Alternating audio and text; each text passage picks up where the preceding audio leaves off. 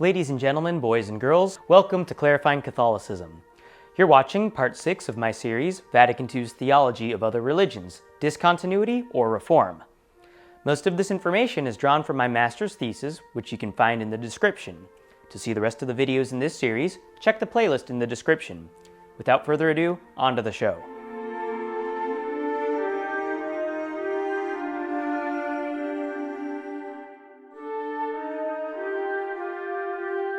This episode, we will analyze Lumen Gentium with the same set of criteria that the last episode did with Cantate Domino from the Council of Florence.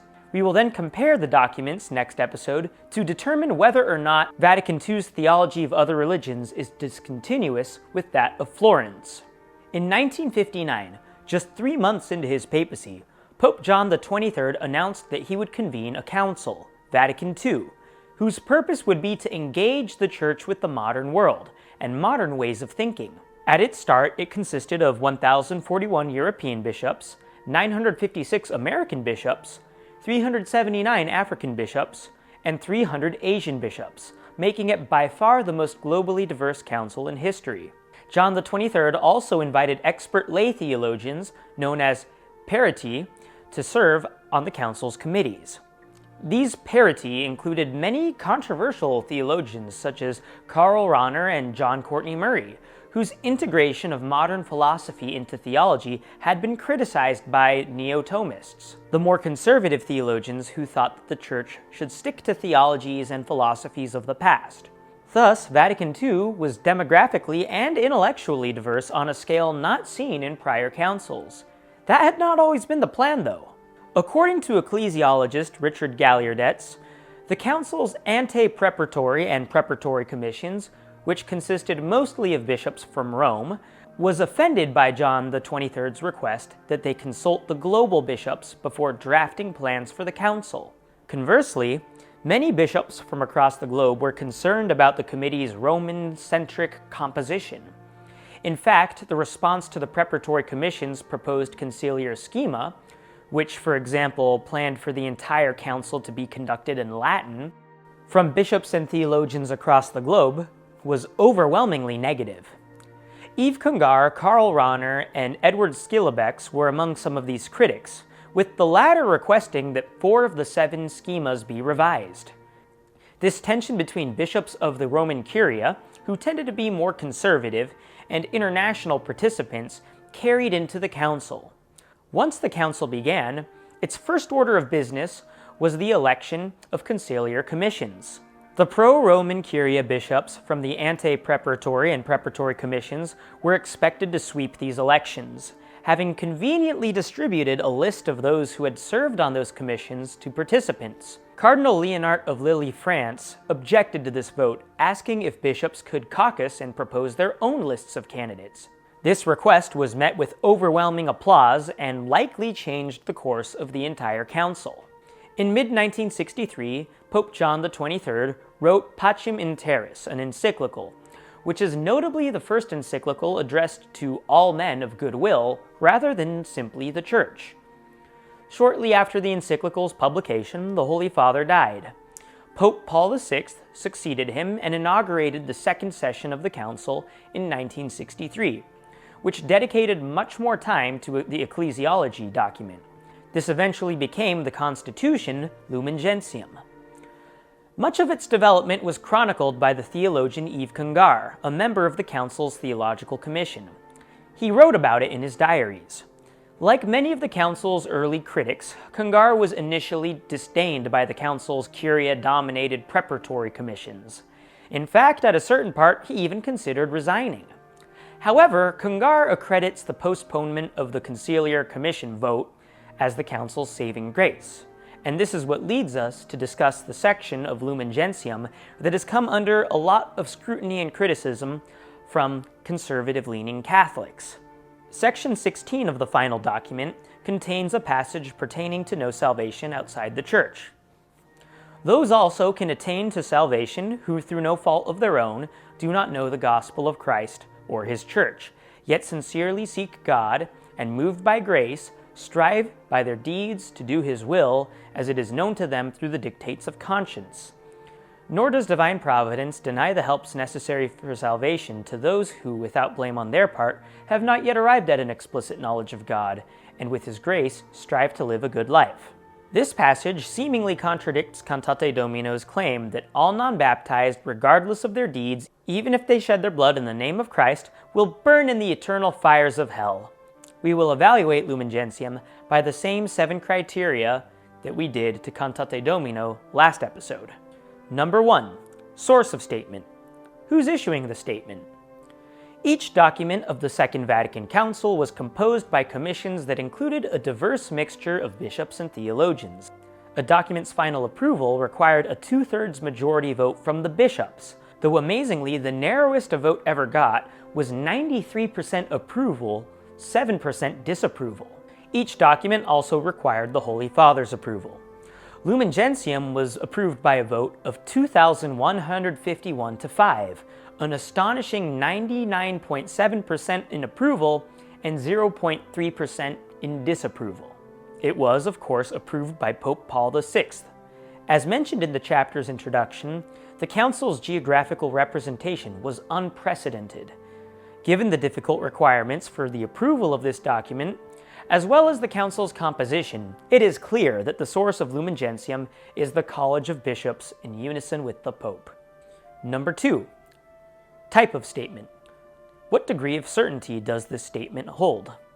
Joseph Kelly notes how Vatican II was the first ecumenical council to not use any canons or anathemas when issuing doctrinal statements. This reflected John XXIII's desire to focus on using the language of mercy rather than a harsh condemnatory tone. Years later, in an address to a general audience, Pope Paul VI reflected, given the pastoral character of the council, it avoided pronouncing in an extraordinary way dogmas endowed with the note of infallibility. This corresponds to a passage from Lumen Gentium's appendix, which was written in a response to inquiries about the Constitution's magisterial weight and published alongside Lumen Gentium in the Acta Apostolicae Sedis. Taking into account conciliar practice and the pastoral purpose of the present council, the Sacred Synod defined as binding on the Church only those matters of faith and morals which it has expressly put forward as such.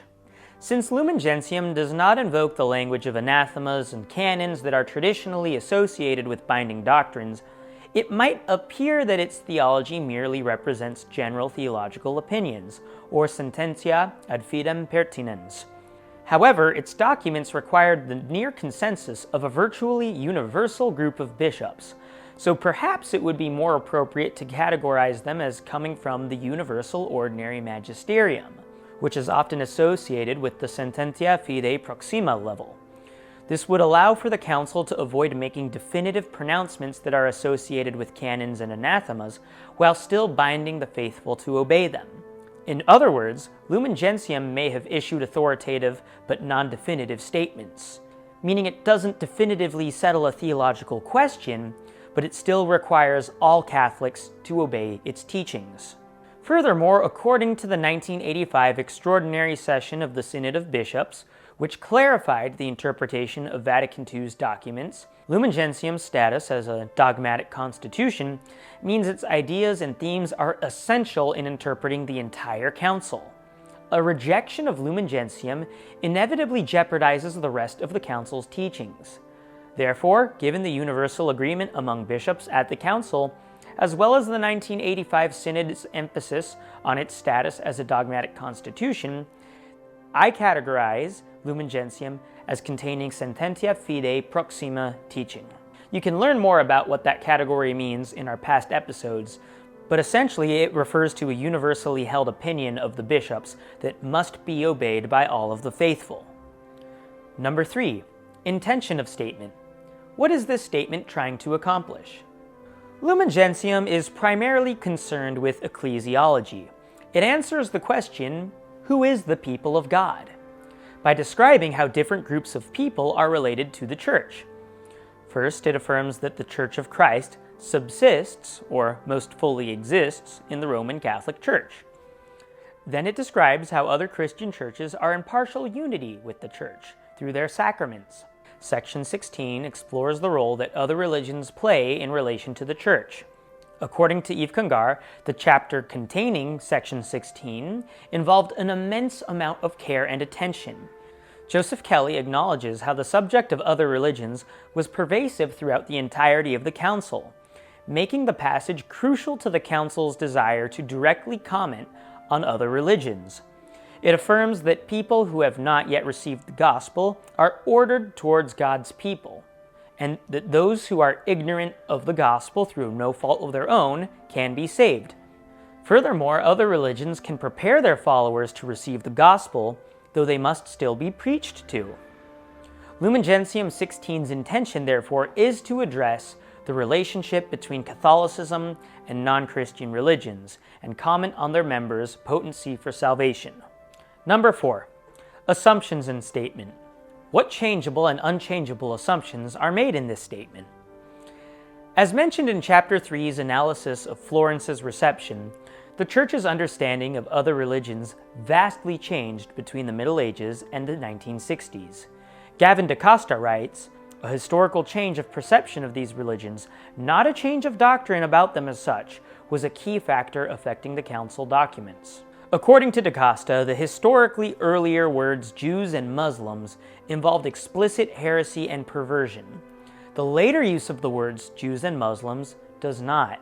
This supports the idea that the concept of Jew and pagan that were condemned by Florence are fundamentally different than the modern Church's concept of a Jew and a pagan. Perhaps most emblematic of this shift was John XXIII's experience as the apostolic delegate to Turkey and Greece, which Kelly describes. His experience in this diplomatic post led him to see Jews, Muslims, and Orthodox Christians not as infidels and schismatics, but as good, often pious people loved by God and hopeful of salvation. But what historical events changed these concepts? As Jacques Dupuy writes, barriers had began to crumble, and communication was gradually developing, which brought home a new awareness of what other traditions proposed to their adherents by way of salvation and liberation.